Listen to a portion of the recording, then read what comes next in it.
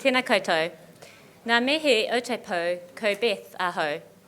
My name is Beth Johnson, and I founded Speak Up for Women alongside Daphne Whitmore, Georgina Blackmore, and half a dozen other women in 2018. We formed out of necessity to fight sex self-identification within the Births, Deaths, Marriages and Relationships Registration Bill, as we could see that the bill contained serious consequences for women and girls, and no other groups were speaking up. Thank you all for being here tonight. I know it's taken some courage. As you know, we have protesters outside our event tonight, and it is possible that we have some people who may wish to cause a disturbance or heckle in this meeting. A security team are on site to deal with that possibility and escort people out if required.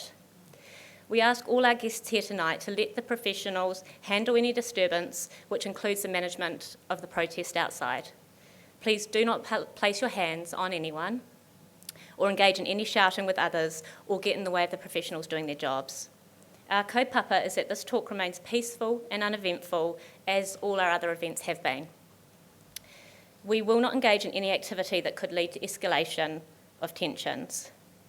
In the unlikely event that any laws are broken or physical altercation occurs, the police are close by, and we ask you again to stay out of their way while they deal with that. Please raise your hands if you agree with this. Okay, thank you. I think you all raised your hands, but if anyone didn't, we respectfully ask now that this is your time to leave. So I will say at the outset that we support the current law as it stands, and we are not looking to roll it back. We support the rights of transgender people to live their lives free from violence and discrimination. We recognise that transgender people are stigmatised and vulnerable, and we deplore harmful stereotypes. We do not believe that speaking about women's rights and questioning the impacts of new laws is synonymous with being anti-trans. We believe that if our lawmakers could facilitate a civilised public debate, New Zealand could come to better solutions that improve life for transgender people whilst protecting and enhancing the rights of women and girls. So with that said, let's talk about what the law currently says and what is proposed with sex self-identification.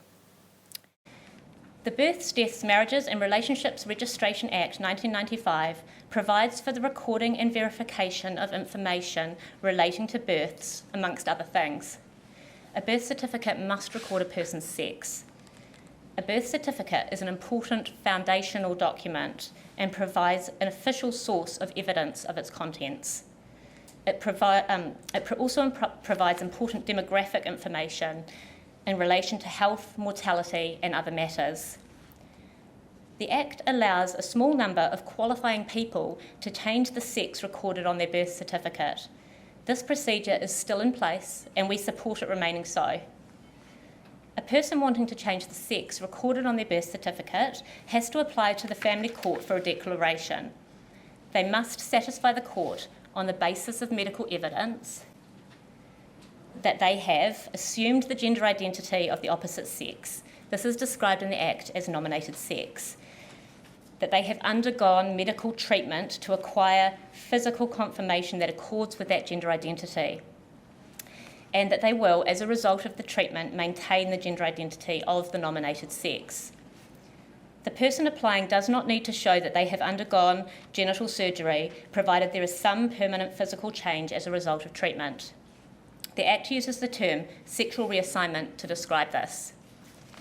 Many people, when they hear the words transgender, will think it refers to the tiny number of people who the existing procedure was designed for. People who, from an early age, are so uncomfortable with their biological sex, or dysphoric, that they risk invasive surgeries and permanent medicalisation to alleviate their feelings of distress. But things have changed. The transgender umbrella, as defined by transgender organisations such as Stonewall, now includes an ever-widening number of people, such as cross-dressers, transvestites, genderqueer, and gender-fluid people. Most people who identify as transgender do not seek any medical or surgical transition. The government now wants to get rid of the gatekeeping role of the family court and the requirements of medical treatment and permanent physical change. Under new sex self-identification law, a person will be able to change the sex recorded on their birth certificate by making a simple statutory declaration, signing a form, saying that they identify as a member of the opposite sex. There is no requirement that the person undergoes any medical assessment or treatment or even a change of appearance. A person may be male in all physical respects and present as masculine in appearance, yet identify as female and be legally recognised as female.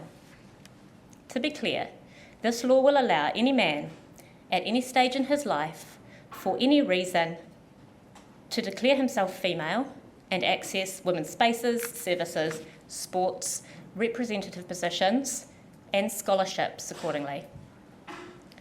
The purpose of the proposed amendment is said to be to allow people to have greater autonomy over their identity. The sex self-identification movement is sweeping the West. It first passed into law in Ireland, Canada, Malta and Argentina within the last decade. In these countries, it was slipped into law without public consultation, much as our government had been trying to do here by passing it through as an otherwise uncontroversial update to the Births, Deaths and Marriages Act. But more recently, feminists have seen what is happening and been able to organise and stop sex self-identification becoming law in the UK last year and this year in Spain, Germany and Japan. In these recent cases, feminist lobbying has seen sex self-identification proposals subject to public consultation, which has resulted in the flaws, the clash of rights, being exposed and the bills halted. In the UK, the government ran a 4-month public consultation. This contrasts starkly to the approach our government has been taking. In 2019, Tracy Martin, the Minister of Internal Affairs at the time, deferred the Births, Deaths, Marriages and Relationships Registration Bill. She gave 2 reasons for deferring the bill, based on advice she had obtained from Crown Law. The advice was the same as what we had been campaigning on, that firstly, the bill followed an undemocratic process as sex self-identification clauses were added at Select Committee after public consultation had closed, and secondly, that conflating the idea of gender identity with biological sex in law has a raft of unintended consequences and knock-on effects to other laws, such as the Human Rights Act, that will impact the rights of women and girls. So 2 years on, despite the known fundamental legal issues remaining unmitigated, our government is pushing this bill through to second reading. This is why we're here tonight, to talk about what's going on and what can be done. What we're going to do now is play you a 10-minute video that goes through the background of how this bill came about. I'll then hand over to Daphne and she will talk to you about the unintended consequences and impacts on women and girls. We'll go through what those are in detail. And then we'll open up the last 30 minutes for questions from the audience. Thanks. Because a lot of people don't know much about it. This is a quick video about the Births, Deaths, Marriages and Relationships Registration Bill that the current New Zealand Government has unshelved, as well as a bit about its history. Births, Deaths, Marriages and Relationships Registration Bill, first reading. The bill found its way out of Select Committee process in August 2018 with what is called sex self-identification clauses inserted into it. Right now, if you are a trans person who wants to change their stated gender, the process is to go to the family court, get a declaration and front up with medical evidence. Now, a clause in this new bill that was inserted during the Select Committee process would have scrapped all of that. It would allow self-identification. These clauses were not in the draft bill, so the general public was not in a position to submit their views on those changes. Those changes have the potential to have a significant impact on New Zealand law and society. This bill was quite simple when it went into the House. Those impacts, as well as the current process and proposed process for changing the sex recorded on a birth certificate, are not going to be covered in this particular video. This video is about how the bill was presented to Members of Parliament and by Members of Parliament to the New Zealand people as a set of minor changes. Which is a pretty straightforward and minor set of changes, a refresh. Is not anything that is necessarily earth-shattering. It was a basic bill, an administrative bill to tidy up. In summary, the bill omits redundant and spent provisions, renumbers provisions, and changes the language used to reflect modern drafting standards. And other administrative and operational matters. There was no need for anyone to rush home to watch how uncontroversial it is. This is a relatively uncontroversial bill. This is not a piece of legislation that could easily be described as being sexy. It is a non-controversial update. Or that fascinating. Prior to the Select Committee process, the bill was presented at its first reading in Parliament in November and December 2017. What you have been watching are clips from that first reading. It essentially gives effect to the Minister of Internal Affairs' review of the Act, focused primarily, notably, around access and the issues raised in the Law Commission's review of burial and cremation law. The bill largely reenacts the existing law. That law is the Births, Deaths, Marriages and Relationships Registration Act. It was created in 1995 and has gone through a number of amendments since then. After 22 years and many amendments, repeals and additions, a rewrite is long overdue. Due to the fast pace of technological improvements since the Act was created, the bill intended to play catch-up, to modernise and streamline the existing Act. Modernises as the use of digital and online channels in a modern way or up-to-date or accessible form. Moves us as a nation into the 21st century and allows historical records that have been on paper to be digitalised. As we move into a far more digital age, make sure that we are moving with the times. I was moving with the times. In a modern age, modern times. The bill also had some work to do around burial and cremation law. It responds to 3 discrete issues raised in the Law Commission's review of the burial and cremation law. On burial and cremation law, especially of the burial and cremation law. Into deaths, burial and cremation. Burial and cremation law. The bill would also make things simpler and more user-friendly for people accessing their own family history and genealogy. And rapid access to historical records in the digital age. It makes it easier for individuals to get historical information. Our genealogy. People trying to do research in terms of their family history. Historical records online. This will enable greater access to the tracing of one's family tree and genealogy. The bill originated during a time when the National Party was in charge, and that might help to explain some of the enthusiasm from the other side of the House as to this beautifully sensible and responsible bill. Because it is an excellent bill. It is a very good piece of work. I do want to commend the bill, and it is a good bill. All this aside, the first reading does foreshadow to some extent what was to eventually come out of Select Committee. I am aware there are some aspects of the existing law members in this House would like to see reviewed. For example, I know the Government Administration Committee presented its report on the petition of Alison Hamlet the day after the bill was introduced. The committee's report included a recommendation that government review the process for changing nominated sex on birth certificates. As Minister Martin states, this petition was reported on the day after the bill was introduced. It was signed by only 53 people and it was considered in a separate, non-consultative process. The general public were not invited to be part of that process. Indeed, the process only included the Department of Internal Affairs, the Human Rights Commission, and Alison, and 52 of Alison's friends. The bill reflects, as has been noted, the non-discrimination provisions in the Universal Declaration of Human Rights and the ICCPR, including the sexual orientation and gender identity, the nominated sex of the individual on their birth certificate. What Minister Swarbrick is quoting from here is a required disclosure statement from the government department in charge, in this case the Department of Internal Affairs. A disclosure statement is always included with the bill except in exceptional circumstances. The department in charge of a bill uses a disclosure statement to show that they have done their homework on the bill, and as with all pieces of legislation, that they are consistent with international obligations. In this case, the Births, Deaths, Marriages and Relationships Registration Act currently, without amendment, meets the obligations she refers to here. Even if the sections relating to how someone could change the sex recorded on their birth certificate through the current family court process were not to change, the Act would still be consistent with the Universal Declaration of Human Rights and the International Covenant on Civil and Political Rights.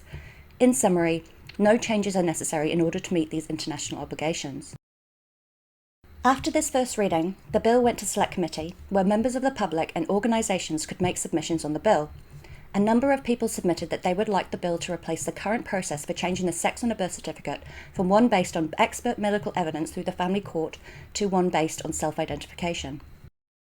What was being envisaged was that a person could complete a statutory declaration only and then receive an updated birth certificate. A statutory declaration is essentially a form that a person signs and gets witnessed by a justice of the peace. No medical diagnosis will be required, no changes to the body, no need to even show, for instance, that the person is living or presents as a member of the opposite sex in their day-to-day life. As this was no doubt a substantial change, with the potential to affect a lot of other laws in New Zealand, the Minister of Internal Affairs, Tracy Martin, sought advice from Crown Law. The job of Crown Law is to provide lawmakers with expert legal advice about proposed laws. I've had advice from Crown Law that I have to work through, that we have to work through, because I can't make partial law. Based on that advice, she decided to put the bill on hold. The Crown Law opinion was twofold. Firstly, that making such a substantial change to the bill after the general public had had a chance to review and submit on the bill left the proposed law open to be legally challenged. The process raised issues about democracy and fair consultation that had to be addressed. The Select Committee process was flawed. Think about this in comparison to other countries where consultation periods were proportionate to the importance of what was being proposed. So the Select Committee certainly had an opportunity to look at whether what they have added, this complicated issue they have added, could be put in that bill. But it would have been incredibly helpful if they had reopened submissions. They did it after submissions, and they didn't reopen submissions. Do you think that you're suggesting that it was sneaky or something? I think that there are people, that there are members of that Select Committee who are well-intentioned, that have actually not done the best service they could have done to the New Zealand public in the way that this bill has been handled at Select Committee. Secondly, the Crown Law opinion advised that more work needed to be done to figure out what adopting a self-identification process could have on other law and policy that rests on sex-based rights. And I think if we have a look at the UK and those areas, they had 4 months' worth of consultation on this. It would have been really helpful if the Select Committee had reopened submissions after they put these into the bill. So I've been taking quite a while to come to this decision, but at the end of the day, with Crown Law advice given to me that says that the work needed to be done to make sure that if we change a law in this way, that the downstream effects around a whole lot of other bits and pieces of New Zealand law are appropriately dealt with, has not been done at this point. We are now 2 years on. There has been an election. We now have a new Minister of Internal Affairs, Jan Tinetti from the Labour Party, who has recently taken the bill off hold and has indicated her intention to pass this bill as a priority. She has stated her support for adopting sex self-identification on birth certificates. The question we need to ask at this point, 2 years down the track, following an election, is has the work been done and what did it show?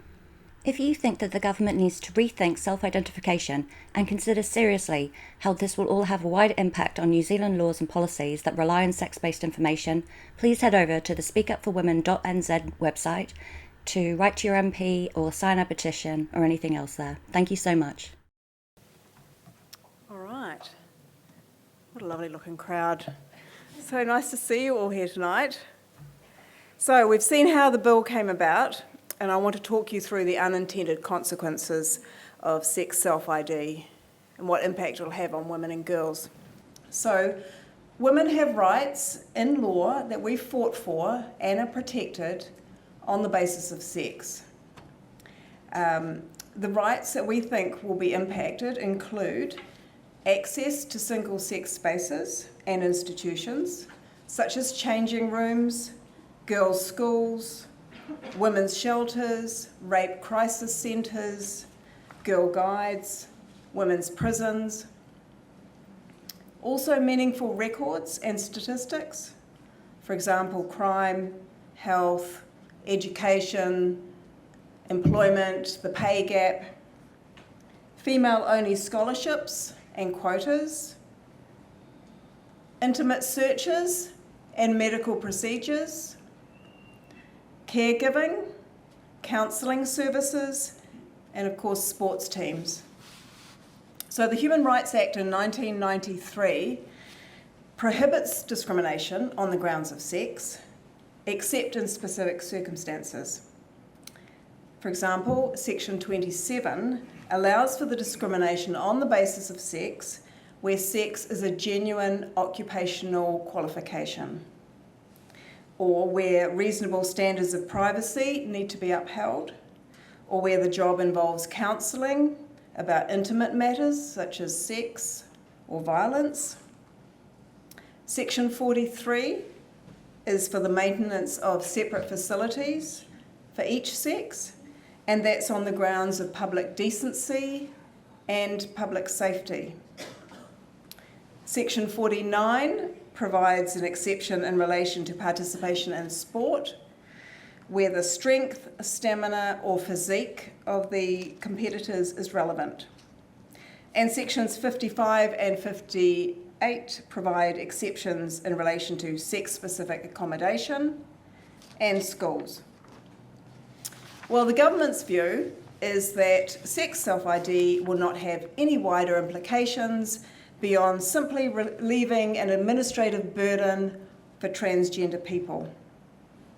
And what they're doing is relying on one particular clause in the bill which states that sex self-ID changes will, nevertheless, allow, quote, the sex of every person must continue to be determined by reference to the general law. I will come back to that in a bit.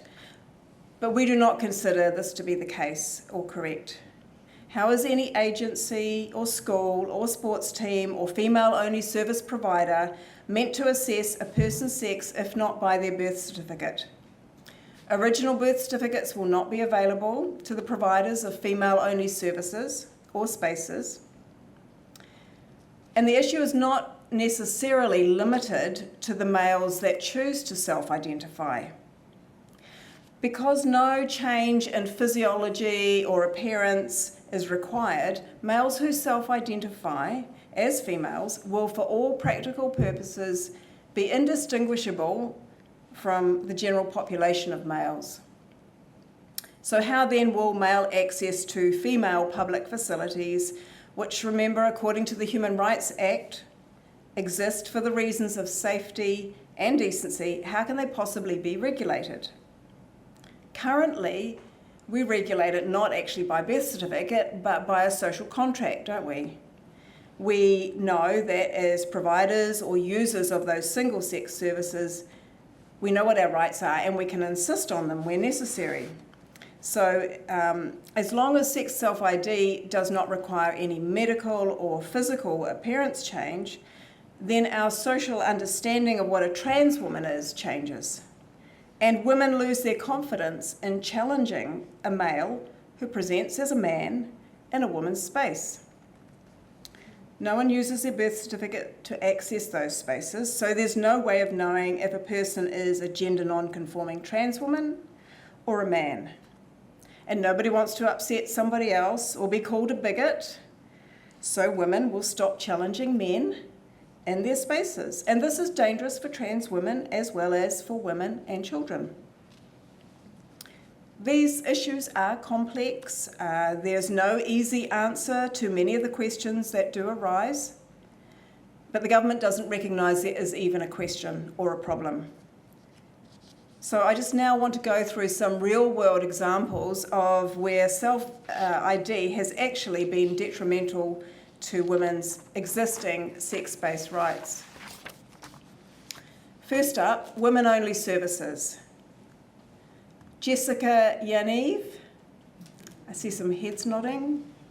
Jessica is a Canadian male who self-identifies as a woman, and he filed 15 complaints against beauticians in British Columbia, and he filed it with the Human Rights Tribunal in 2018 and 2019. And the basis of Yaniv's complaint was that the beauticians, in refusing to wax his scrotum, violated his right to self-identify as a woman. Now, many of these beauticians were sole operators working from home with small children. This was the first major case of alleged transgender discrimination in Canada. In 2019, the tribunal rejected Yaniv's claims. But in the meantime, a whole lot of those women had closed down their businesses, and some had paid him settlements, in thousands of dollars. Another example, also from Canada, dates back to 1995, the Vancouver Rape Relief and Women's Shelter, a single-sex facility. They refused training to a trans-identified male called Kimberly Nixon, who had applied to become a counsellor at the Rape Crisis Centre. Nixon filed a human rights complaint against the shelter, and the shelter fought the case for 10 years. They took it finally right to the Supreme Court, where they won their case, and it cost the shelter nearly $100,000 just to defend their women-only status. Now, the reason that these two examples are so important for New Zealand is that they give us a real-world example of how when you have ambiguity and vagueness in the drafting of the law, what happens is that the law puts particular strain on the courts to interpret it. And we can be sure that it's going to be underfunded, poorly resourced women's organisations that will be put under strain and go before the courts to defend their rights in a lengthy court process. And that's something that Tracy Martin really kind of grasped and alludes to, as we saw in the video. Finally, again, Canada, they sort of were out the front with this issue. 2012, Christopher Hambrook assaulted women in 2 homeless shelters in Toronto, and he'd gained access by claiming that he was a trans woman, and the state law had just changed that year to recognise self-ID. So in 2014, he was found guilty of sexual assault and criminal harassment. Now I want to talk a little bit about women in prisons. It really was the issue that got me fired up about this. Karen White, another familiar name, a convicted sex offender, self-identified as a woman, and was moved from a female prison where he sexually assaulted 2 women.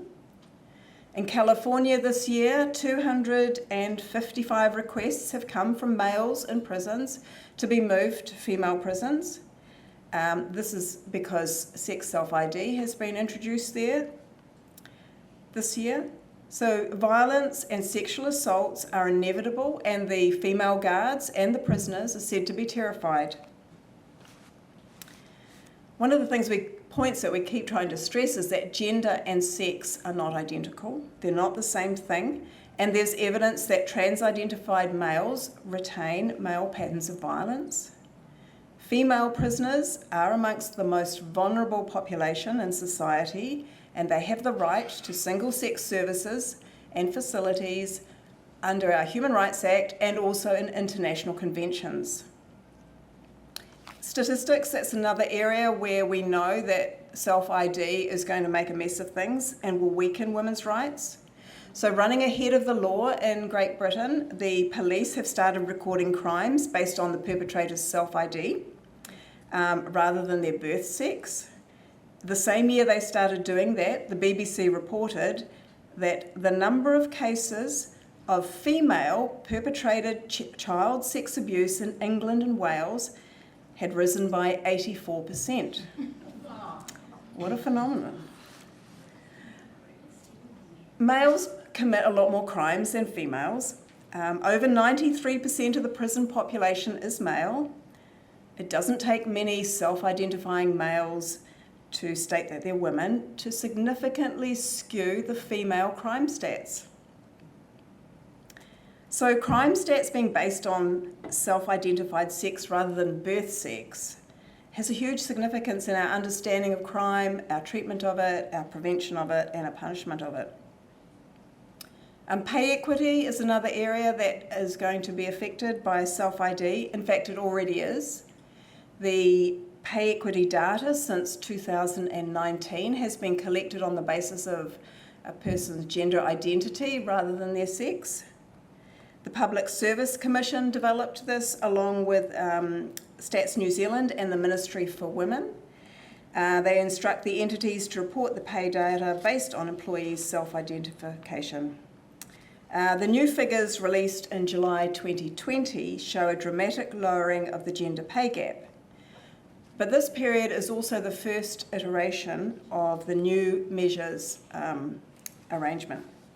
Now, there's no proof, of course, that the pay gap closing is to do with, say, maybe really well-paid males self-identifying. There's no proof for that, and we're not actually even suggesting it. But there's no way to say that's not the case either. We now simply don't know. Lastly, the Human Rights Act allows for single-sex sport. So how will self-ID impact women's sports? Males have a significant biological, physical advantage over women, and that's why women's sports was created as a separate category, so that women had the opportunity to compete and win, not just participate. In America, under sex self-ID policies, girls are consistently being deprived of honours, scholarships, opportunities, and the chance to compete at elite levels, as biological males are now winning in women's competitions. This is at odds with Title IX, which is a piece of federal legislation which is designed to create equal opportunities for women in education and athletics. And in the States, I mean, there's big money attached to that. So medals, records, scholarships and dreams are being taken away from female athletes. And when they raise concerns, they're told they're sore losers and they should just try harder. There are actually too many examples now to share of women losing out to males in women's sports around the world and locally. But suffice to say, under self-ID, instances of this inequity will grow dramatically. So in conclusion, what we have here is a clash of rights. Sex self-ID will impact on women and girls, and our government has not demonstrated that they've done the work needed to resolve these issues. So in June, Jan Tinetti announced that the bill will go to a second reading anyway, and that the sex self-identification clauses then may go through a select committee process for public consultation. It's not absolutely clear how that will happen, if it will happen and how it will happen. So we're urging everybody to make submissions on the bill. Once it's gone through the second reading, that's going to be sometime in August. It's important that even if the bill is passed, that we as the public do have our objections on record.